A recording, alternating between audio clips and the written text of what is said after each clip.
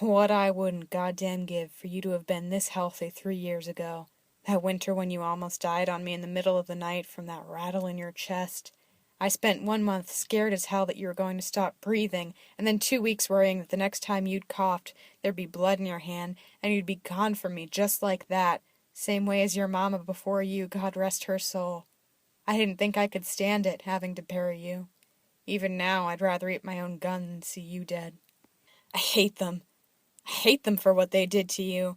You won't ever understand that, I don't think. I mean, sure, I'm glad that you're finally in one piece and I don't have to worry about a strong wind knocking you over. I'm glad you don't have bad lungs and that it doesn't hurt when you walk for too long.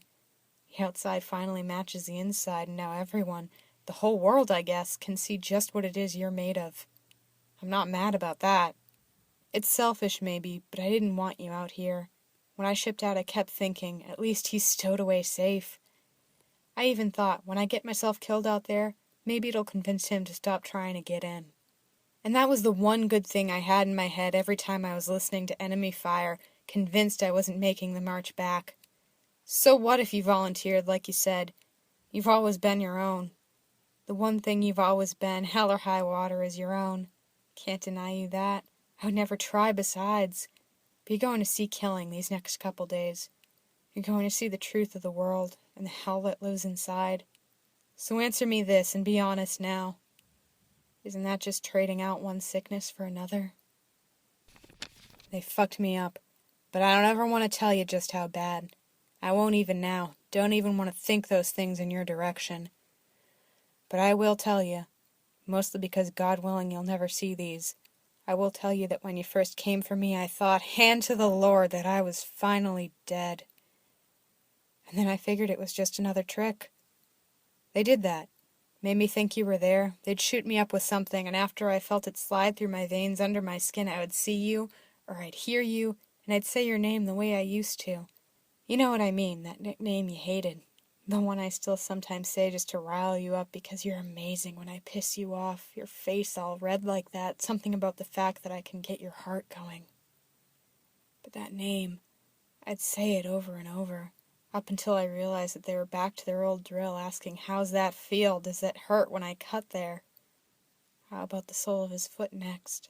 And then I'd go back to it, name, rank, serial number. You wouldn't believe all the German I learned on that table. It's a goddamn language lesson. And now I'm trekking around with you, killing anyone who's got a swastika on and looks at you wrong, and I'll tell you, my feet bled for 3 days straight after you came to get me, and I didn't once feel a thing. It's like this. You were the best at mythology when we were kids, and I remember one day you were reading about Icarus. And you remember this, I know you do, but I'm going to tell you the story again anyway. Icarus made wings out of wax to escape a prison. But when he was outside for the first time in years, there was the sun hanging up in the sky above him, and he thought it was the most beautiful thing he had ever seen. He flew closer and closer and his wings started to melt, but he didn't give a goddamn. He kept flying up until he couldn't fly anymore, and his eyes were probably burning and his skin was probably burning, but still he didn't care. And then his wings melted all the way and he fell miles and miles into the ocean and brained himself on a rock, that poor stupid asshole. And I'll tell you what, I'm no better. I'm no fucking better. You piss me off so goddamn much. Jesus, Roosevelt Christ, I've got your number, you reckless fucking dumbass. This is the God's honest truth. I hated that asshole.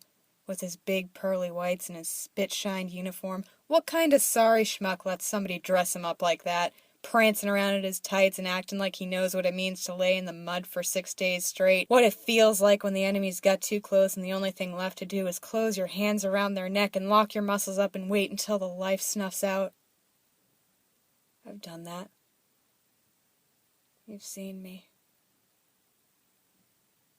One kid, just a little after I shipped out, not even 3 months in, he showed up back from leave with the comic books.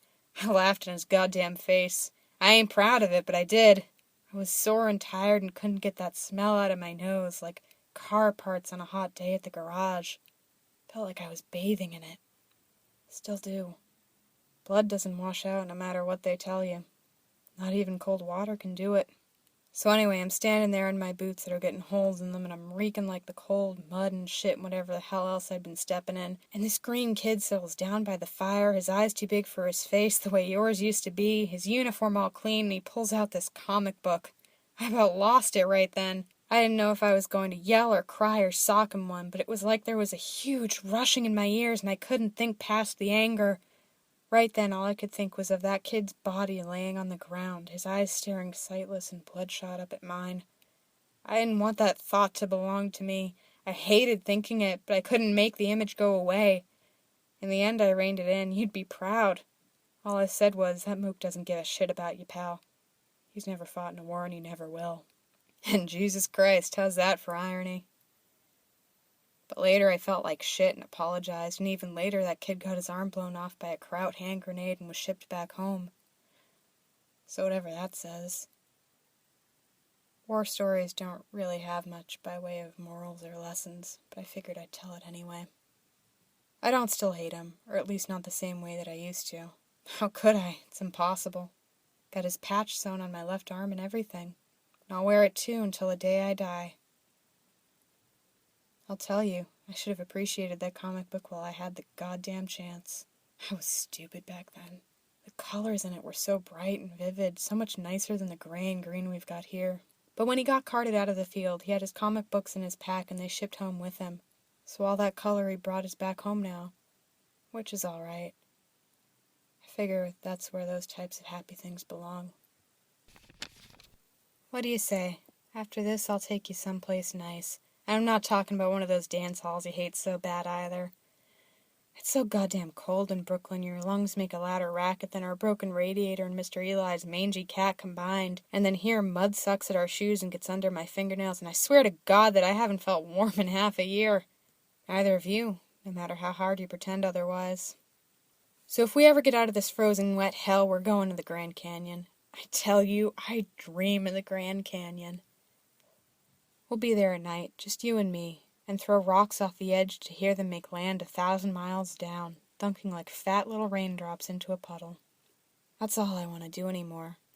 Lay on the baked red ground next to you until my bones heat up. Warm again, with no more of that thick, dried blood smell on my nose, just you, clean like your soap. You'd be heaven for anyone, but you're especially heaven for a sinner like me. And even if we freeze where we lay like that Nazi splinter group we found, I heard the desert gets real cold at night, or maybe you told me that. At least it'll be because we wanted to be there, and at least the air will be dry. I saw it. Did you know that? I did. You've always been sentimental in stupid ways, can never say it out loud, always got to find a different way to show it. I get it, you know. I do. Hell, I did almost the same thing with your letters before I lost them, keeping them tucked away up in my pocket every time I was out in the field. Isn't that a riot and a half? Maybe you think about it like a good luck charm. Or maybe you just like to see her pretty face. I wouldn't blame you. I'd like her for myself if it wasn't plain as day to me the way you are about her. Remember what your ma used to say? Gone in the head. Well, that's what you are. If there wasn't a war on, you two would already be living upstate, some real nice brownstone with 2 dogs and a kid. As it is, when the 2 of you get out of this alive, that's where you'll end up anyway. Don't be nervous about it. She'll say yes. She'd say yes if you asked right now. She'd wear a goddamn ring from a Cracker Jack box if it was all you had. Trust me on that. She's your forever girl. At least those are the things I'm going to tell you the night before you propose. Nervous and pacing and wanting to practice on me. And again, maybe I won't live to see it. Sometimes I hope to God I won't. When it comes right down to it, I don't know that I'll be able to do it. I don't know if I've got it in me. I don't know if I can just stand there while you seal the deal. I'm no good at watching you walk away from me. You know, after the table, when they took me in to question me about what happened, they gave me an out. They told me they'd discharge me and I could go home. I'm serious. Due to psychological injury, they said. Do you understand that? I think about it every goddamn day of my life. I could have gone home. I could be home right now. I could be sitting in our ugly little shoebox trying to get the radiator to work. I could be at the fish market or even taking a girl on a date. But God fucking save me, I couldn't do it. My one dream came true, but I didn't take it because I didn't want to watch you leave. Not quite yet. I'm selfish and I want to hang on until I can't anymore. The God's honest truth is that I ain't ever gonna love again. She's your true north. And I know what that means, because you're mine. You scare the hell out of me. Every hour of every goddamn day, you scare me to fucking death. I have a theory about war, and it works like this. All of us, whether we enlisted or hit the lottery, we tell ourselves stories about why we're out here. Some guys who get the draft say it's God's plan for them, and some guys who enlist say they're doing it for Uncle Sam or their sweethearts or their mamas, or maybe even their shell-shocked daddies. I didn't come to war for you, and I didn't fight to keep it away. The way I got out here was cowardly. But the more I fought, the more I told myself my story. It's so much easier when you're telling yourself a story. Because the truth is that we're not out here for God or for our nation or even for our families or our sweethearts. Maybe we think so at first, or we convince ourselves afterwards, which is easy enough to do when you're humping through the muck or trying not to catch hypothermia in the forest. In the field, it's a different story. Suddenly all the pretty pictures you've painted fade away, and all that's left is the ugly gore and the sweat. Turns out that there's not one goddamn thing that's glorious about death. You're not out here for them. You're out here because that's just the way the chips fell. I told you. You heard me. I told you never to follow me into hell. No, I'm not vain enough to think that's why you're out here now. If there's any person in what's left of this God-forsaken planet who's part of a bigger picture, it'd be you. But I'll keep saying it until it sticks. You've got nothing to prove. I'm not worth much, I damn well know that, but I'll ask you anyway. Stay for me. If you leave me alone in this world, I'll turn into something terrible. I'll turn into the nasty creature that's growing inside me. This war, it'll swallow me whole. If I close my eyes, I can pretend I'm back home, except there's maybe not so many horns honking. It's better than being on the front, though. Hell of a lot better than that. Remember on the real hot days when we used to dangle our legs off the dock? At around 4 o'clock, the hot dog stand shaded us until sundown. I was peeled and blistered and burned from working all day out in the sun anyway, but I didn't want to go to the apartment because it wasn't often you'd get out. You were always so careful when you brought your sketchbook for drawing, making sure not to drop it in, but everything you drew those days ended up getting sprayed a little by the waves anyway. There must be a million drawings of me in the landscape there that smudged in tiny circles the shape of the water droplets. I remember one year when we first got a place, the kid in the apartment below us, really just a kid. He died in the night from the fever that was taking everyone in the neighborhood. And you were so damn upset, all hunched over, red around the eyes. I slung my arm around you and said a bunch of bullshit nonsense about how it was fine and at least he didn't hurt anymore. But then I put my face in your hair and thanked God it was him and not you. I thought if he had to take someone, at least it wasn't you. It was the worst thing I ever thought, but it's true. Tell you a secret? 1 month out, a guy got hurt bad in a shelling. Reminded me of that sick kid downstairs, the same hair, you remember, curly? Just like then, there wasn't nothing I could have done to help him. His belly looked like Swiss cheese from all the shrapnel. Fell down next to me, there was no saving him, and he was staring right at me. It's not like I could leave him there. Not when he was looking like that. He said please, and so I shot him in the face. I was glad when he was done wheezing and gasping. I was so damn glad I didn't have to listen to it anymore. So maybe that's the worst thing I ever thought now that I remember it. Water's different here. It mists off the Thames, and by night I half expect the air to freeze while I try to walk through it. And there's no way I'd dip my feet in or want you to. And what's there to draw? Can't even see Big Ben or any of that from where we are. Everything's so gray. I miss the big red burns that I'd get that made me have to sleep on my belly for weeks on end. I don't think you could ever really stay out long enough to get a burn that way, but I remember that your nose would get it bad and turn all red and peel a little on the bridge of it. I thought that was funny as hell. Sweet. I don't know why, but it was. Bet you don't even burn now. That's a good thing, I keep telling myself. In this world of bad things, that's one really good thing. You remember staying up late reading Dracula out loud to each other under the covers back when your ma was still alive? We were having the best time scaring ourselves like a couple of idiots, until all of a sudden a police siren started up outside and we both screamed fit to wake the people in West Virginia. Then your ma came flying down the hall with a bread knife of all things at the ready, and she made us turn out the lights. So we did, and then of course I tried to act all tough, but I slept next to you that night anyway. Funny, I guess. Turns out that you're still my favorite hiding place. Funny, too. Turns out there are scarier things in the dark than vampires. Tell you something? Tell you another secret, because this one I won't ever tell. Not to God, not to a priest, and sure as hell not to you. In that base we burned the bodies in a furnace. I hadn't eaten in days. The truth is simple. The smell made me hungry.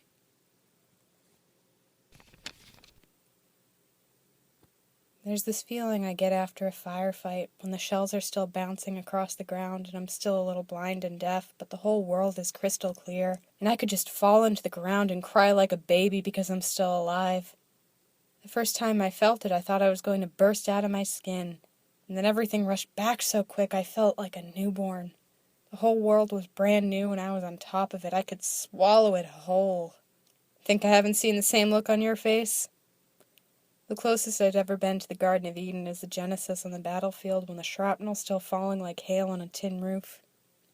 You look at me with those blue eyes all hot and electric in your face, blood on your cheeks, soot smudged over your nose.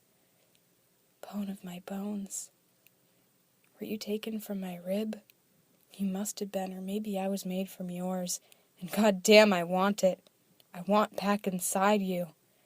I want you now, same as I wanted you before, prettier than hell, even with a bloodied nose and split knuckles. Don't care you were smaller, liked it even. Same way as I like you this way, too. You make me hungry. You understand, you make me hungry. That mouth pink like spun sugar, though it doesn't stop you from talking fit to cut anyone down to bits with your angry words. A spitfire since you learned how to speak, and I'll tell you something, it's hell to love a fighter. Anyway, Jesus, I shouldn't even be thinking it, much less writing it down. I used to love you so sweet, the way kids love, the way I was supposed to. And it turned greedy and true. If there's any heaven that's fit for me, it'd be all your pale skin under my hands for the rest of eternity. I wouldn't need anything else. Not food or drink or sleep. Just my hands on you and your sweet love sounds. I think it's fit I take it to the grave. Wouldn't make you any happier. In fact, it'd do nothing but put you in danger. That ain't something I want. It's another story I tell myself, I guess. That I'm being noble and doing it for you, when really I'm just being scared. Can't do it myself. Here's a story your mama told me. When she came over on the boat, she kept getting sick and she couldn't figure out why. Eventually this lady came up to see if she was fine, and she asked her, "When are you due?" And your ma said, "No, I'm only seasick." I'm supposed to take the rest of this story to the grave, but I doubt anyone will care to find these anyway. So it turned out the woman from the old country was right, and your ma cried herself sick because she was so scared and alone. You see now why I was supposed to take this one to the grave? She asks the woman, "The hell will I do? I don't have any money, and nobody on God's green earth will hire an Irish girl fresh off the ship, especially when she's in a family way." Now the woman, she was feeling terrible about this, terrible for this young girl who had nowhere else to turn. And the woman's husband, he died in the war. So she slipped off the band around her finger and put it on your mama's. Then she told your ma her last name and her husband's first name and said it was time to start over again anyway. So your ma did. She bought a plot at the cemetery and said it was your da's. That grave is empty, same way mine will be. That rosary you got with you, the one you think is his, it was hers. It was hers all along. After she finished whispering it out to me, the whole truth of her life, she started hacking up a lung. I got her water, I remember, and then I asked, well, what anyone else would, I guess. I asked why she did it. Why she picked me to tell. She looked me in the eye and she said, remember how she used to call me? She said, "James Buchanan, I'm not long for this earth. I told you because I know you and me, James, are the same kind of storyteller." I still don't understand what it was that she knew. I got my suspicions. I think she saw in me this thief and imposter she saw in herself. We understood one another, your ma and I.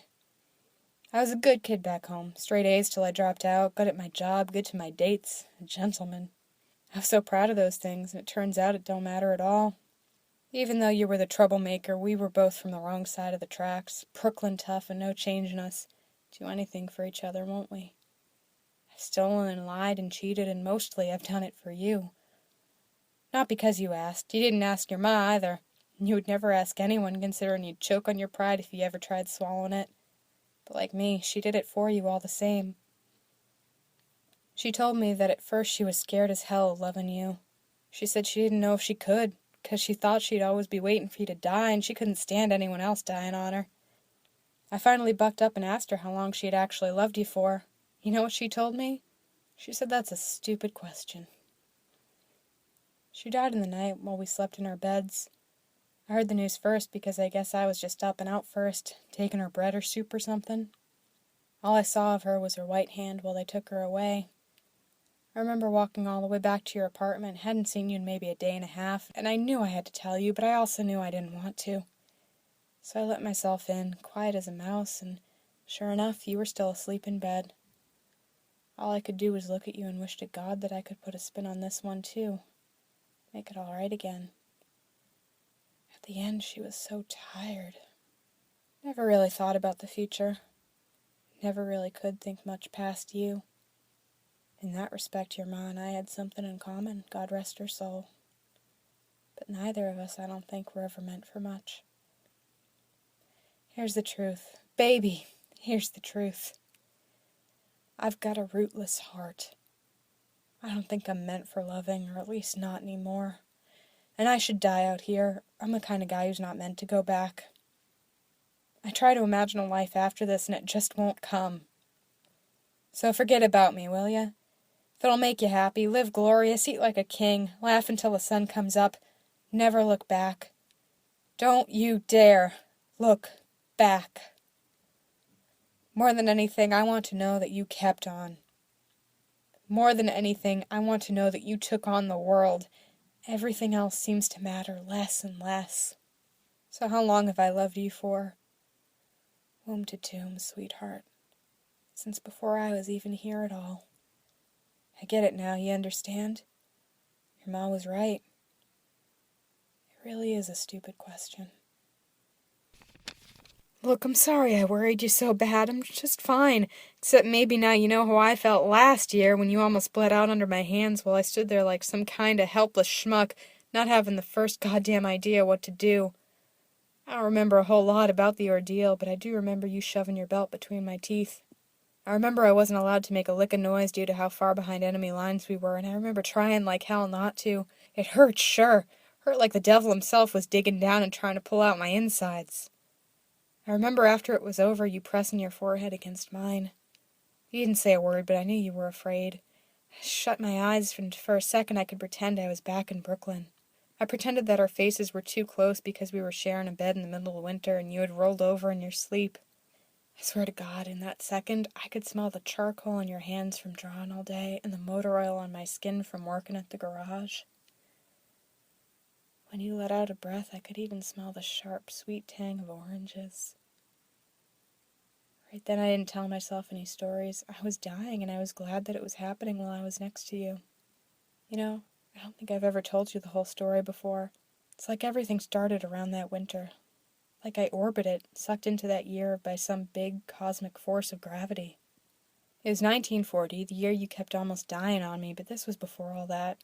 Winter was just coming, and the cough you had was only little, not keeping you in bed for weeks at a time. I knew that even if I couldn't pay for heat, I had to pay at least for some more blankets or quilts. I remember thinking that even if I could steal food, I'd need money for your medications. It was when I got laid off from the garage and the factory jobs had run out in Brooklyn and Queens. I think this part you know. I went all over Manhattan, but no one in Midtown wanted to hire me. Finally, I ended up at a deli and flattered the old fella behind the counter with some bullshit I can't even remember now, maybe how great their cheesecake was. But anyway, he finally let me in on a few trade secrets about who around town was looking for help. Anyway, I got the gig at the docks in Chelsea. It was only part-time, and eventually I had to replace it with the dock job back home, but it was all right money while I could get it. I worked maybe 5 hours that day, and on the way back to our rickety place, I was feeling so lucky I stopped by the market. If you were a dame, I would probably have tried to buy you a ring. I could have taken on the world, because I had the $1.50 in my pocket they paid me for working on such short notice. It was the first real money I felt like I'd had in years. So I was walking around the market, looking around, dried this, canned that, and then I saw some oranges. Heavenly Choir sang when I looked at those oranges. They were so bright, and I'd just worked a hard, cold shift, and you had been looking blue and sick for weeks, and all of a sudden the inspiration struck me, and I knew what I had to do. I swear to God, I haggled with Mr. O'Leary over that one single orange for 15 minutes straight. There was something important to me that day about buying it with the money I'd just made. Finally, I got it low enough. I'll never forget the look on your face when I came in the door and tossed it to you. I can't even describe it. I'd do anything on earth to make you look at me again like that. I'd fill your whole room up with oranges. I'd fill the apartment with them. The building, even. Give them to you in baskets until the day I die and arrange for them to be sent even after that. Well, then, of course, you started worrying over the price and wouldn't hear of eating it all on your own, so you made me split it with you. I can still taste it. The way it broke so sweet and tart on my tongue, got sticky all over my fingers. Do you remember? We even kept squeezing the skin because little bursts of flavor would puff out away from it that we could see and smell. I don't think I've ever tasted anything like that before or since.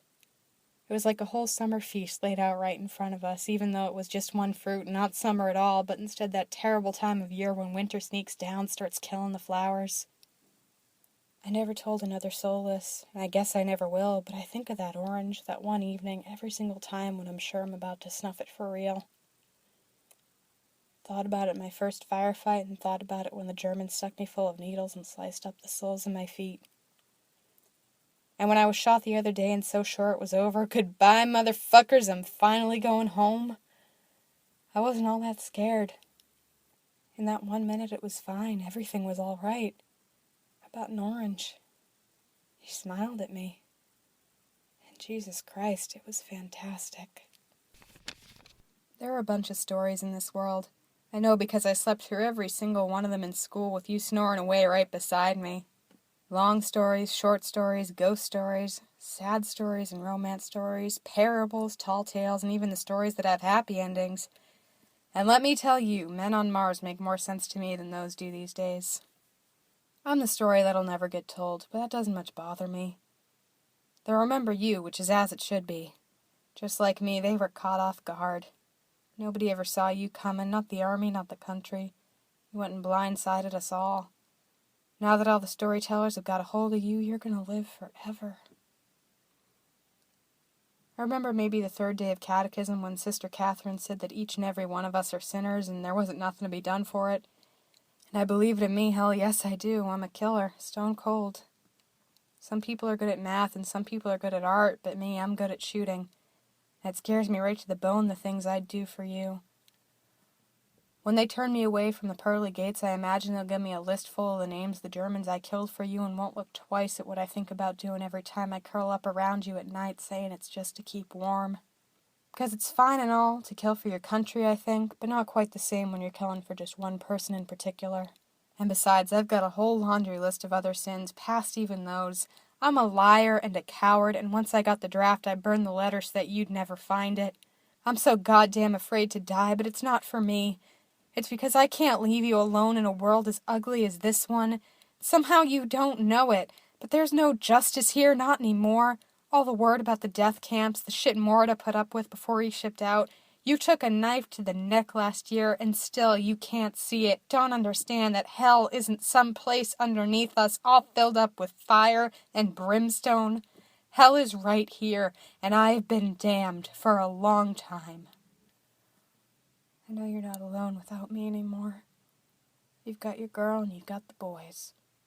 I know you can take care of yourself, and it puts me at a loose end, how you can keep safe on your own now. You don't need me. Doesn't mean I'm not still afraid for you, not scared shitless that this world is going to eat you alive. But at least now I understand, I think, the feeling you had when you talked about doing right by your country. Because I don't mind living in hell if it means doing right by you. Just the same way I'd strip the boots off 1,000,000 dead Nazis if it meant your feet staying warm and dry.